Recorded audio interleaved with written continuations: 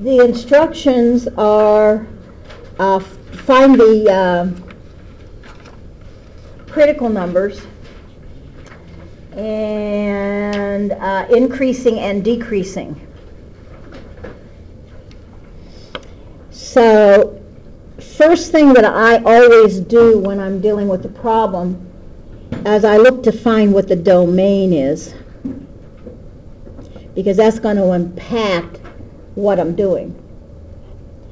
And the domain in this case is what?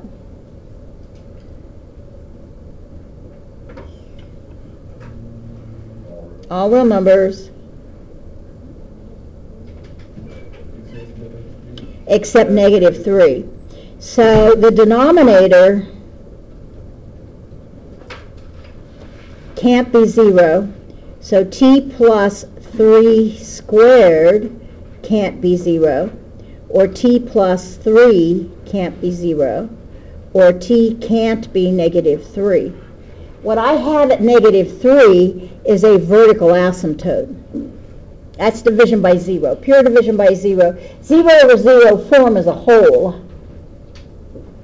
And if I have a number divided by 0, in this case it's going to be 1 divided by 0, it's going to be a vertical asymptote. He's usually considered part of our critical numbers. So now I need to find where f prime equals 0, and I'm going to divide my page in half here, and where f prime does not exist.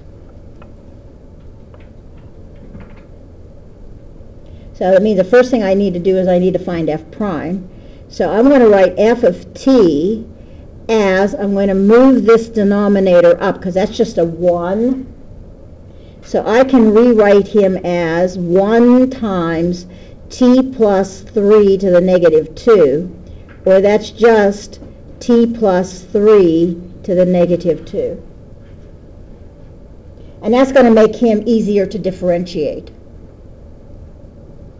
So t plus 3 to the -2 is now f of t.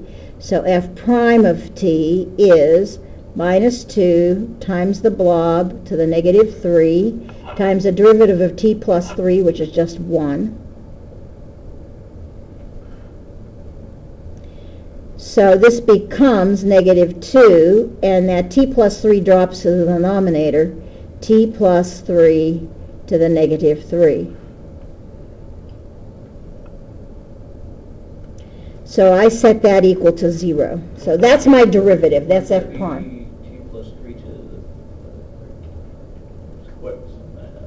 Cubed. Oh, it's to the +3. Thank you.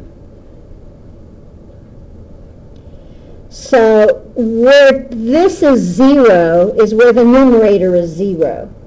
If I look at how this stuff works, 0 divided by some number is 0. So the only way that a fraction can be 0 is if the numerator is 0. If I have some number divided by 0, it's undefined.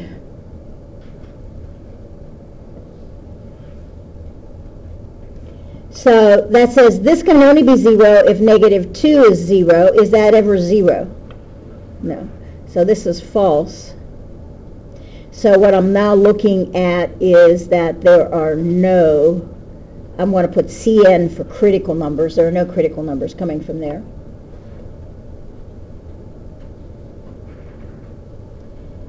Next thing I have to check is where f prime doesn't exist. Well, here's f prime of x equals -2 over t plus 3 cubed. Where f prime doesn't exist is where the denominator can't be 0.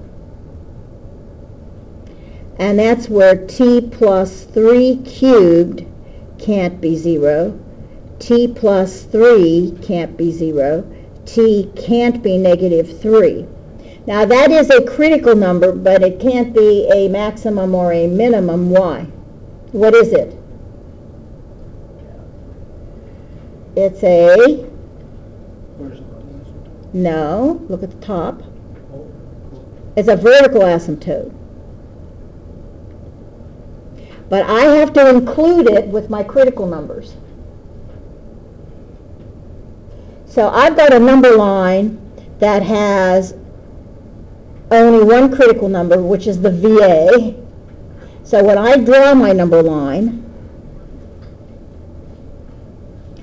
I put on my VA, but I always put an open dot, and it's at -3. I mark it as a VA, because if there is a change going across the VA, in other words, positive followed by negative, I don't want to think that it's a maximum, because it can't be.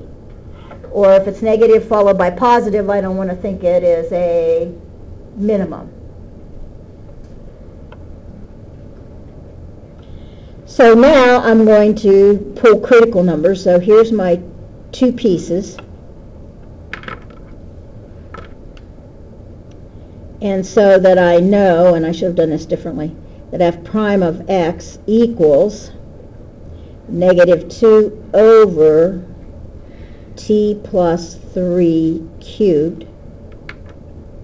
So my favorite test points available to me, which is t equals 0. So at t equals 0, I have -2 divided by -2 plus 3 cubed. The numerator is negative. The denominator is 3 cubed. 3 cubed is a what? Positive number. Negative divided by a positive is negative. So that says that f of t is decreasing from -3 to 3.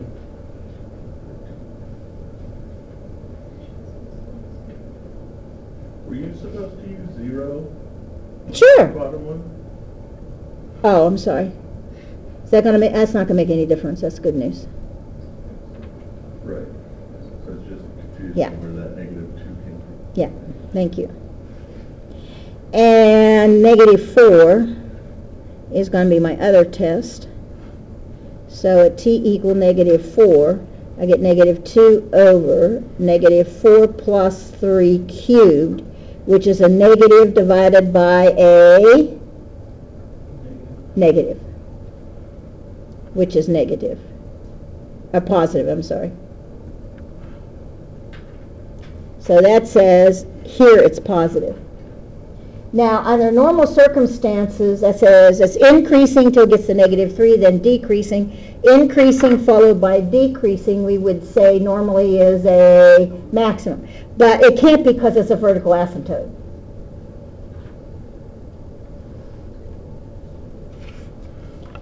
So it's asking me increasing and decreasing. So increasing from -infinity to -3, decreasing from -3 to infinity with a VA at -3.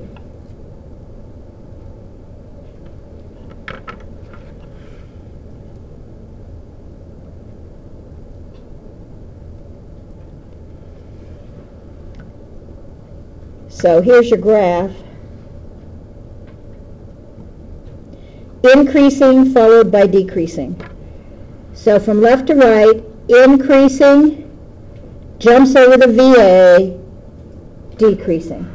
So it matches the information that we have.